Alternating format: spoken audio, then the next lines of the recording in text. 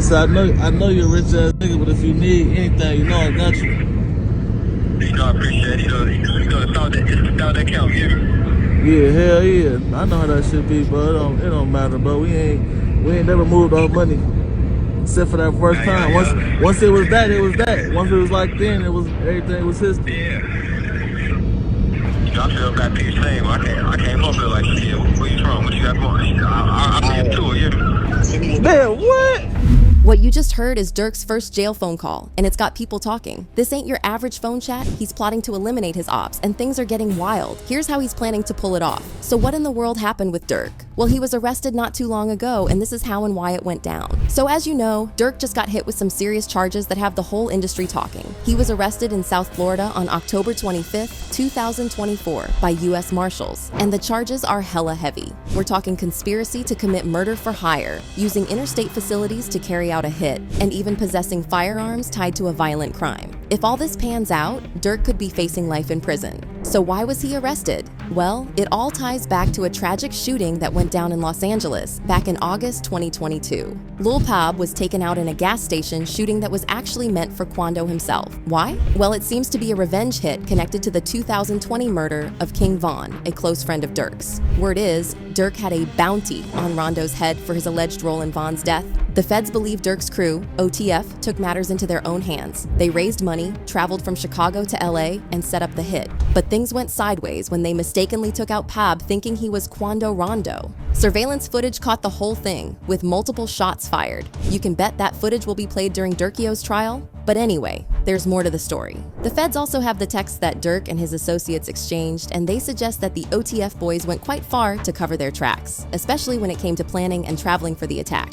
OTF tracked Quando and Pab as they made stops around town before setting up an ambush at the gas station. When the moment came, they opened fire, unloading at least 18 rounds. But instead of hitting Rondo, they ended up fatally wounding Pab. After the chaos, the shooters quickly fled the scene using vehicles that Durk's people had set up for the getaway. Evidence points to Durk funding the whole operation, covering everything from the trip to the weapons used in the attack. After his arrest, Durk was taken from Broward County Jail to federal custody in California. He's being held without bond while he waits for his legal battle to unfold. 5 other members of OTF were also arrested in connection with the shooting, and they're facing similar charges. This arrest has definitely put a pause on Durk's career, even though he had just won a Grammy for Best Melodic Rap Performance with J. Cole. And now his upcoming album release has been delayed due to these legal troubles. Lil Durk's involvement in this mess has seriously affected both his career and personal life. He's facing some major federal charges, and things got worse when a grand jury in LA added more charges, making him the main defendant in his case with the 5 other OTF dudes. On a personal level, things aren't looking good either.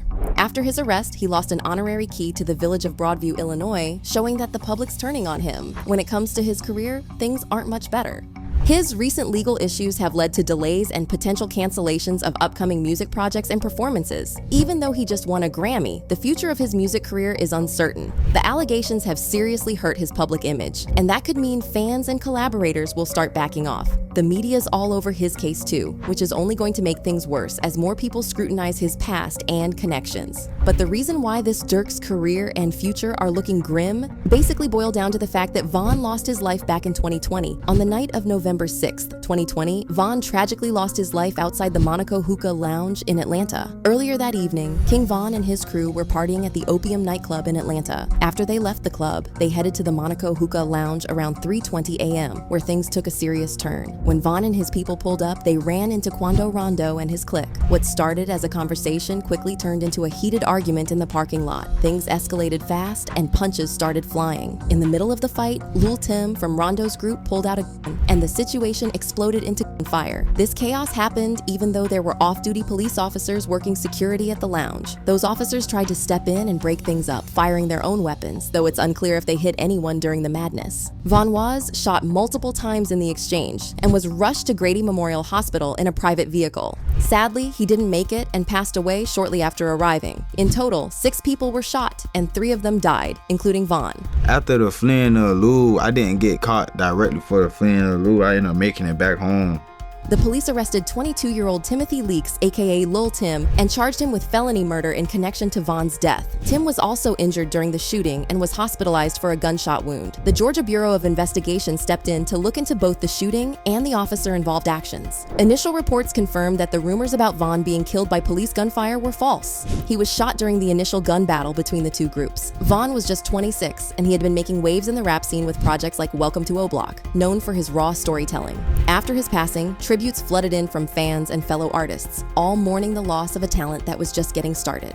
The whole situation not only highlights the tragic loss of life, but also brings attention to the ongoing violence and rivalries within the hip-hop community. Von's death has left a lasting impact on his fans and fellow artists, sparking even more conversations about safety and conflict in the industry. Who would have thought that losing Von would have such long-lasting consequences in the future too? Because of that, Von is now locked up, and things are looking very nasty for the dude. Speaking of Durk, there's more to be said about his case. First, let's talk about Durk and that leaked phone call that we heard just a few days ago. Since Durk's arrest, people are wondering what prison life is like for Durk, making all kinds of guesses. But guess what? He's finally spoken up. He got on a jail phone call, and now we know exactly what's going down with him in lockup. In the call, Durk's talking like he's chilling, saying his feet are kicked up, everything's good. But many believe that it's all a front. He's trying to sound tough for his people. But let's be real. When that call ends and he's laying on that cold bed, there's no way he's feeling good. This guy had a whole life before all this went down. Multi-millionaire, a Grammy, a beautiful wife and kids. Now it's all on hold. He's facing major charges and has no idea how it's all going to play out. If you've ever talked to someone who did time in jail, they'll tell you how it really is. You do not just sit back, feet kicked up. In fact, if anything, you feel sick as hell, don't want to eat or talk to anyone and so forth. Literally nothing about jail feels like chillin'. Someone like Durk could never get used to the jail treatment. Imagine needing permission to go to the bathroom, to eat, to use the phone. Nothing's on your terms. But let's rewind to that phone call. Durk's saying he's paying attention to everything, listening and watching. But deep down, he knows the stakes are high.